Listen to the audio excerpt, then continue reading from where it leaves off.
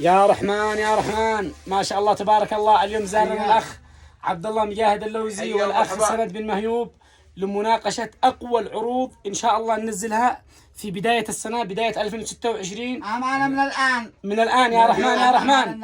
يعني اجتمعنا نقاش يعني بنخفض أسعار الجوالات لجميع فئات المجتمع، وخاصة للمتابعين هذا بشكل خاص. أمور طيبة. وكلمة من الأخ عبد الله مجاهد. اسمعني، شيء تشتهر، شيء هذا ما بلا تخدم الناس، بايش تخدم الناس؟ أكيد. ما بلا بكلام مهدر، بس تخدم الناس بالسعر بأقل سعر، يعني بقول وفعل. ايوه، تدي لهم افضل بضاعة واقل سعر، هذا اللي تخدم به الناس وتشتهر وتخدم به الناس. يا رحمن يا رحمن. اجتمعنا لمناقشة الموضوع هذا وتوفير البضائع بأقل أسعار وأقل أثمان وذات جودة عالية. والله قدمنا على فعل. وترقبوا عروض عبد الله مجاهد اللوزي، وترقبوا عروض سند بن مهيوب، وترقبوا عروض يا رحمن يا رحمن. يعني احنا بقصد واحد، سواء شلت من رائد، سواء شلت مني، سواء شلت من الأخ عبد الله، احنا كله واحد بنناقش يعني لمصلحة المتابعين ولمصلحة الجمهور إن شاء الله.